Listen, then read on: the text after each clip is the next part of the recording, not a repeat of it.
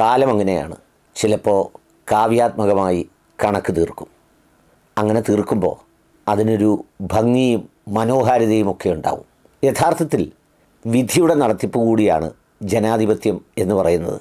ആർക്കും നിശ്ചയിക്കാനാവാത്ത വ്യത്യസ്തരായ മനുഷ്യരുടെ ഹൃദയങ്ങളിൽ ചേർത്ത് വെച്ച ഹൃദയമുദ്ര പതിപ്പിച്ച് അത് ഒരുമിച്ച് കൂടുമ്പോൾ എങ്ങനെയായിത്തീരുമെന്ന് ആർക്കും പ്രവചിക്കാനാവില്ല.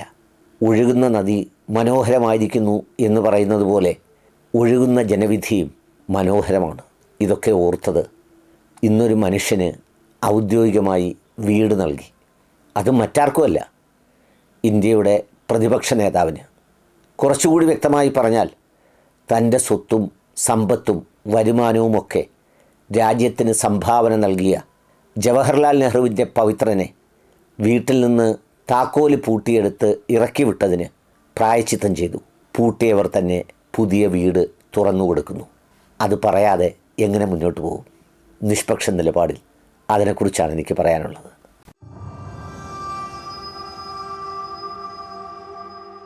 രാഹുൽ ഗാന്ധിയുടെ വീട് പൂട്ടലിനെക്കുറിച്ച് പറയും മുമ്പ് രാഹുൽ ഗാന്ധിയുടെ പരമ്പര, രക്തം, വംശം ഈ രാജ്യത്തിനു വേണ്ടി സംഭാവന നൽകിയത് എന്താണെന്ന് വർത്തമാനകാല ഇന്ത്യയിലെ പുതിയ തലമുറയിലെ മോഡി ഫാൻസുകൾ അറിഞ്ഞിരിക്കേണ്ടത് വളരെ അത്യാവശ്യമാണ്.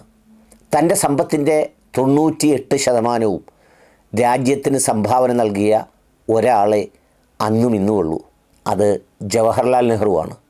പരശതം കോടീശ്വരന്മാരായ ഒരുപാട് ധനാഢ്യർ ഇന്ത്യയിലുണ്ട്. ഇപ്പോൾ അദാനിയുണ്ട്, അംബാനിയുണ്ട്, പിന്നെ ധാരാളം പേരും.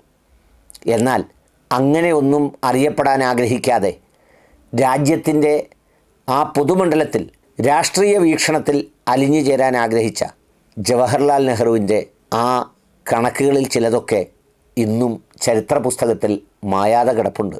മോട്ടിലാൽ നെഹ്റു ഇന്ത്യയിലെന്നല്ല ലോകത്ത് തന്നെ അടയാളപ്പെടുത്തപ്പെട്ട ഒരു അഭിഭാഷകനായിരുന്നു.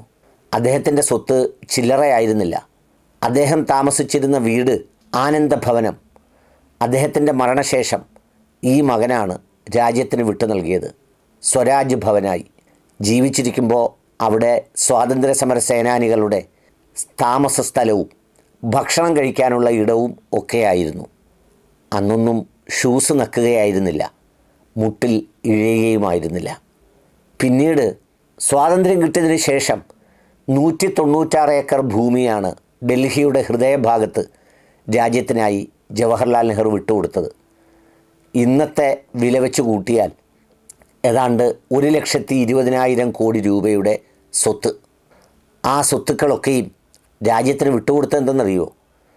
പരമദരിദ്രമായി ബ്രിട്ടീഷുകാർ എല്ലാം ഊറ്റിക്കൊണ്ടുപോയ ആ രാജ്യത്ത് പട്ടിണിയും പരിവട്ടവും നിറഞ്ഞാടുമ്പോൾ താനൊരു ഉഗ്രപ്രതാപിയുള്ള സാമ്പത്തിക ശക്തിയായി മാറേണ്ടതില്ലെന്നും വർത്തമാന കാലഘട്ടത്തിൽ BJPയെപ്പോലെ എല്ലാം ഏതെങ്കിലുമൊക്കെ വൻശക്തികൾക്ക് വിറ്റ് സ്വന്തം പാർട്ടിയുടെയും സ്ഥാപനത്തിൻ്റെയും ആസ്തി കൂട്ടാനല്ല, മറിച്ച് രാജ്യത്തിൻ്റെ ആസ്തി കൂടട്ടെ എന്ന് കരുതി സംഭാവന ചെയ്തതാണ് ജവഹർലാൽ നെഹ്റു.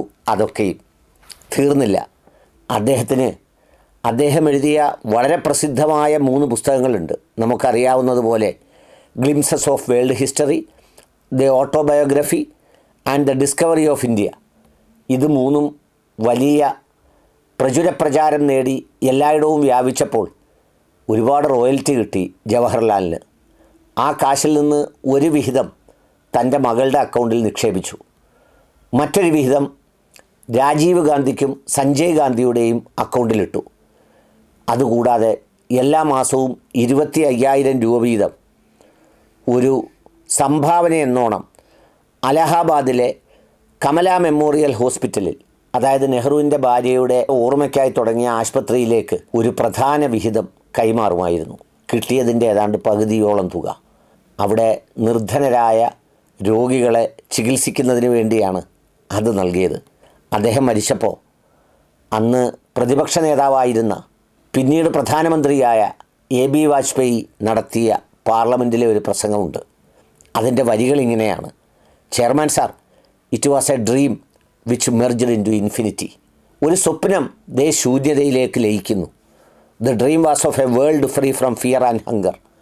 ആ സ്വപ്നം മറ്റൊന്നുമായിരുന്നില്ല, ലോകം ഭയത്തിൽ നിന്നും വിശപ്പിൽ നിന്നും മോചിതമാകുന്ന ഒരു സ്വപ്നം. ആ സ്വപ്നമാണ് ശൂന്യതയിൽ ലയിച്ചത്. It was a song of an epic which had the echo of Gita and smell of rose.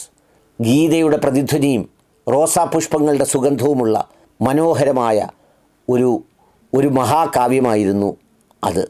It was a flame of lamp which kept burning through the night, fighting every darkness and by showing us the way attained nirvana itself one morning. അത് എല്ലാ ഇരുട്ടിനോടും പടവെട്ടിയ പ്രകാശം. ഏതിരുട്ടിലും ഞങ്ങൾക്ക് വഴികാട്ടിയായി ഞങ്ങളുടെ മുന്നേ നടന്ന ഒരു പ്രകാശം. Death is the pall, the body is mortal. The destruction of body which was set ablaze on the pyre of sandalwood was certain, but was necessary that death should come so stealthily when the companions were asleep, when the guards were unaware എന്ന് തുടങ്ങി മനോഹരമായ ഭാഷയിൽ ഈ വാക്കുകൾ ഉദ്ധരിച്ചുകൊണ്ട് സത്യത്തിൽ AB. Vajpayee കരയുകയായിരുന്നു, വിതുമ്പുകയായിരുന്നു. ലോകത്ത് ഒരു ഭരണകക്ഷി നേതാവിനും, ഒരു രാജ്യത്തിൻ്റെ നായകനും, ഒരു പ്രതിപക്ഷ നേതാവ് ഇത്രയും ഹൃദയവികാരത്തോടെ യാത്രയാക്കിയിട്ടില്ല. ആ നെഹ്റുവിനെയാണ് മോഡിയും കൂട്ടരും അപമാനിക്കുന്നത്.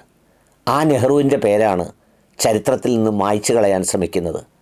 ആ നെഹ്റുവിൻ്റെ പൗത്രനായ രാഹുൽ ഗാന്ധിയുടെ വീടിൻ്റെ താക്കോലാണ് പൂട്ടിയെടുത്തത്.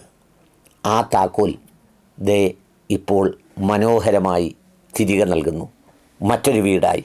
സുനേരി ബാഗ് റോഡിലെ 5-ാം നമ്പർ ബംഗ്ലാവ് കഴിഞ്ഞ ദിവസം പാർലമെൻറ്റ് ഹൗസിംഗ് കമ്മിറ്റി രാഹുൽ ഗാന്ധിക്ക് നൽകാൻ തീരുമാനിച്ചു.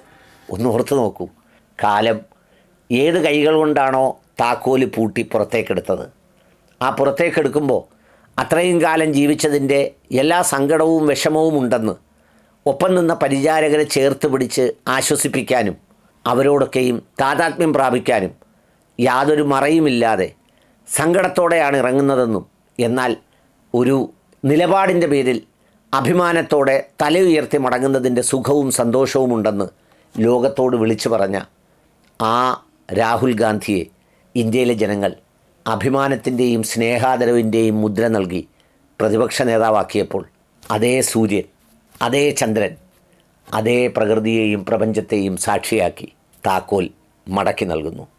എല്ലാ അവകാശത്തോടെയും എല്ലാ അധികാരത്തോടെയും ജനങ്ങളുടെ ഹിതമേറ്റുവാങ്ങിയ ജനനായകനെന്ന മേൽവിലാസത്തോടെ. കാലം സാക്ഷിയാണ്.